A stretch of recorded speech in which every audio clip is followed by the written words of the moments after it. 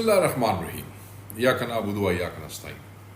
خبر ہے کہ سوشل میڈیا پر منفی پروپیگنڈے کے معاملے میں تحقیقات میں تعاون نہ کرنے پر ہماری پارٹی کے 20 رہنماؤں بشمول میرے وارنٹ گرفتاری جاری کرنے کا فیصلہ کیا گیا۔ میرے علاوہ حماد اظہر، زلفی بخاری، اون عباس، میاں اسلم، فردوس شمیم نقوی، تیمور سلیم جھگڑا، جبران الیاس، خالد خورشید، شہباز گل، اظہر مشوانی کے بھی وارنٹ نکالنے کا کہا جا رہا ہے۔ اس خبر پر حکومت کو یہ کہنا چاہوں گا کہ پہلے بھی آپ نے درجنوں مقدمات کیے، ہماری ماؤں بہنوں کو اپنی سیاست کی بھینٹ چڑھانے کی کوشش کی، ہمارے کاروبار، ہماری سوشل لائف، ہماری سیاست تباہ کرنے کی کوشش کی، ناکام کوشش۔ لیکن آپ ان سب میں ناکام، نامراد رہے۔ آپ پہلے بھی ذلیل ہوئے، اب بھی ذلیل ہوں گے انشاءاللہ۔ ہم پہلے بھی سرخرو ہوئے اور انشاءاللہ اب بھی سرخرو ہوں گے۔ ہم عمران خان کے کھلاڑی ہیں۔ عمران خان نے ہمیں جھکنا، ڈرنا اور بھاگنا سکھایا ہی نہیں۔ آپ کی طرف سے اٹھائے گئے غیر انسانی اور غیر قانونیت کنڈے ہمارے حوصلے پست نہیں کر سکتے۔ ہم جعلی حکومت کی فسطائیت کا ڈٹ کر مقابلہ کرتے آ رہے ہیں اور آگے بھی کرتے رہیں گے۔ فارم 47 کی جعلی حکومت کو نہ عدالتی احکامات کی کوئی پرواہ ہے اور نہ بنیادی انسانی حقوق کا کوئی لحاظ ہے۔ یہ ناروا سلوک ناقابل قبول اور ناقابل برداشت ہے اور وقت آنے پر اس کا حساب لیا جائے گا۔ جس عوام کا مینڈیٹ چوری کر کے تم آئے ہو، بجائے یہ کہ اس عوام پر کچھ رحم کرو، اس عوام کو کچھ ریلیف دو، کچھ دعائیں لو، تم ہر وہ کام کر رہے ہو جس سے ساری بد دعائیں تمہارے حصے میں آئیں، ساری نفرتوں پر صرف تمہارا حق ہو۔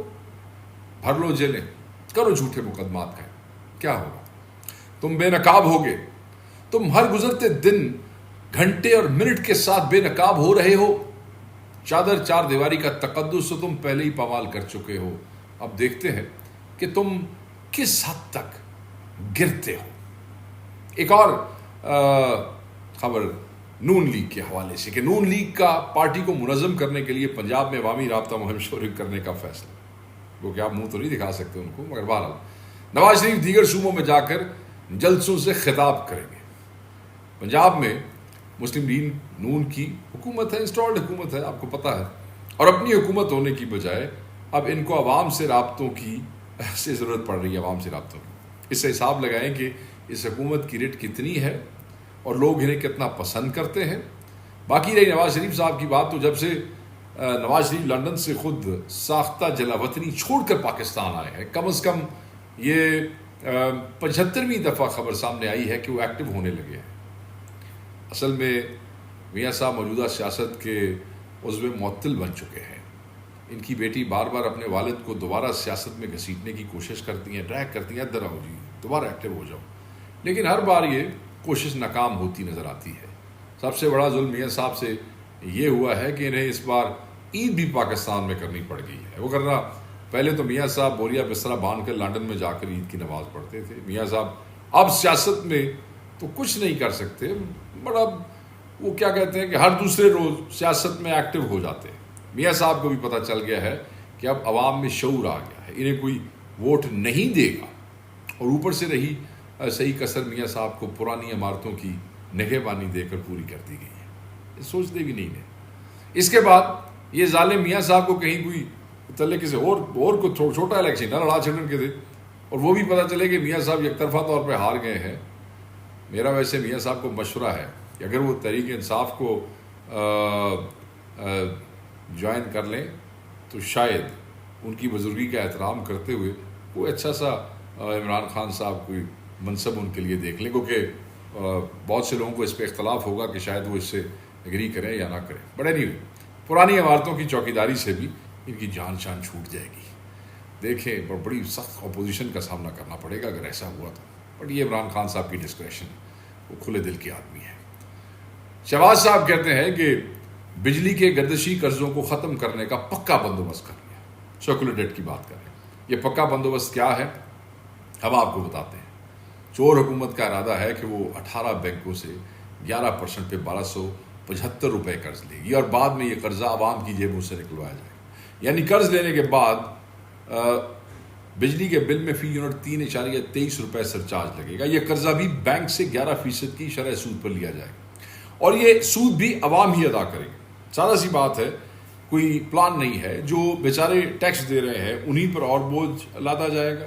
اس طرح انہوں نے پچھلے دور حکومت میں 2013 میں بھی اسی سرکولر ڈیٹ اسی کو ختم کرنے کا پکا بندوبست کیا تھا اور 513 ارب بغیر آڈیٹر جنرل کی اپروول کے دے دیے تھے. لیکن وہ 513 ارب اب بھی ہڑپ کر لیے گئے اور گردشی قرضہ مزید بڑھتا چلا گیا. اور تو اور پی آئی اے کا بھی سارا قرض بھی حکومتی کھاتے میں ڈال کر پی آئی اے کو کلیئر کر کے اب ڈھنڈورا پیٹا جا رہا ہے کہ پی آئی اے 21 سال بعد فائدے میں چلی گئی. اللہ تعالیٰ خیر فرمائے.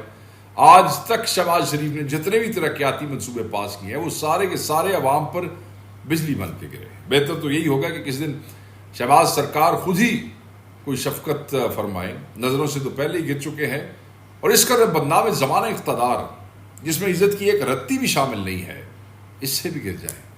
بجلی کا ریلیف تو دیا بٹ عوام کپڑے بیچنے پہ آ گئی ہے. پیٹرول کو ہاتھ ڈالا تو پتھر کے دور میں دھکیل دیا. آئی ایم ایف سے ہاتھ ملایا تو انکم سے زیادہ ٹیکس ٹھوک دیے. اب یہ بندہ زمین میں چھپے ہوئے خزانوں کا بھی دشمن بن چکا ہے. تو ریاست کے خیر خواہوں سے گزارش ہے کہ ان کا ریکارڈ ہے انہوں نے جس چیز پر ہاتھ ڈالا کیسے ڈالا ہاتھ لگایا اس کو انہوں نے تباہ کر دیا. تیسری خبر کی طرف بڑھتے ہیں اور خبر یہ ہے کہ ملکی اور غیر ملکی قرضوں کا حجم جو ہے 75,000 ارب تک پہنچ گیا ہے. صرف 3 ماہ دسمبر تا فروری ملکی قرضوں میں 1,338 ارب کا اضافہ ہوا. قرض لینے کے معاملے میں یہ حکومت واقعی شہباز سپیڈ سے کام لے رہی ہے. لیکن سوال یہ ہے کہ اس قرض سے عوام الناس کو کیا فائدہ ہوا. تحریک انصاف کی حکومت ختم ہوئے 3 سال گزر گئے ہیں. اس عرصے میں عوام کو کیا فائدہ پہنچا. مہنگائی کم ہوئی ہے, کوئی بے روزگاری کم ہوئی ہے, تعلیم اور صحت کی سہولتوں میں کوئی اضافہ ہو گیا ہے, ملک میں کوئی بدامنی کم ہو گئی ہے, ہمسایہ ملکوں سے تعلقات میں کوئی بہتری آ گئی ہے. آئندہ کچھ نہیں ہوا, کوئی ایسا کام نہیں ہوا. قرضے لے کر عیاشیاں تم لوگ کرو, قرض بیچارے غریب عوام اتاریں.